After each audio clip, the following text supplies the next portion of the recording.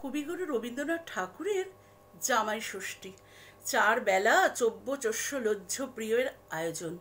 তবে তার মধ্যে দুপুরবেলার খাওয়াটা কিন্তু স্পেশাল, আসল খাওয়া।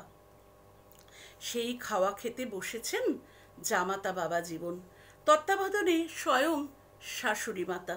ভাতটা ভেঙে ভালো ডাল ঢালবার আগেই শাশুড়ি মাতা মৃদু আপত্তি করে উঠলেন, বাবা আগে তেতো দিয়ে খাও। তেতো? কোথায় তেতো? জামাই বাবা জীবন তো অবাক। প্রথম বাটিটা শাশুড়ি আঙুল দেখিয়ে দিক নির্দেশ করে দিলেন। ওহো, আমি তো বুঝতে পারিনি।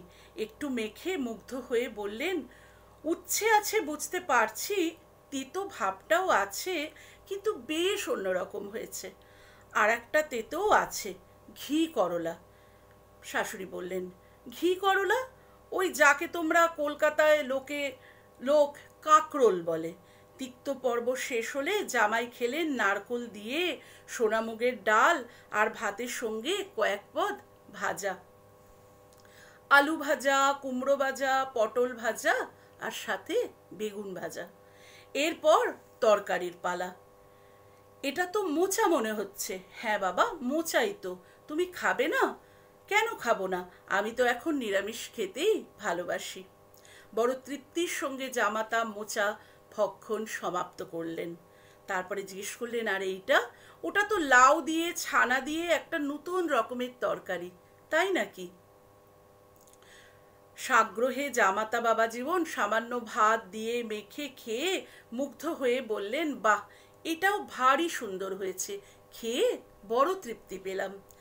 দীর্ঘ দেহের অধিকারী জামাতা বাবা জীবন কিন্তু পরিমাণে খুবই স্বল্পাহারী।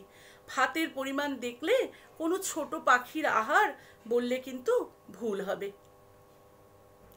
কিন্তু বেশ কয়েক রকমের পদ রান্না না হলে তার মন ভরে না। আজ তার মুখ দেখেই বোঝা যাচ্ছে তিনি অনেক দিন বাদে ভারী তৃপ্তি করে খাবার খাচ্ছেন।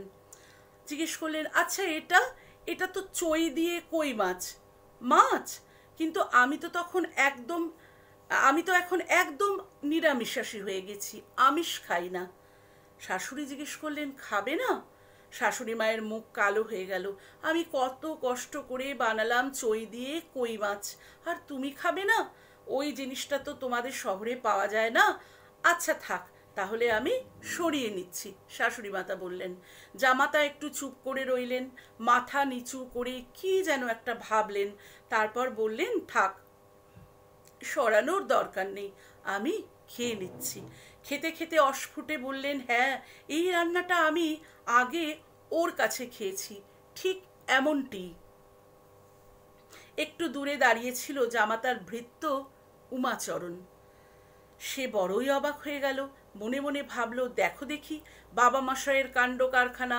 মা ঠাকুরন চলে যাওয়ার পরে আমরা এত সাধ্য সাধনা করেও ওনাকে এক ফোঁটা আমিষ খাওয়াতে পারতাম না, আর আজকে যেই শাশুড়ি বলছে অমনি মাছটা খেয়ে নিলেন।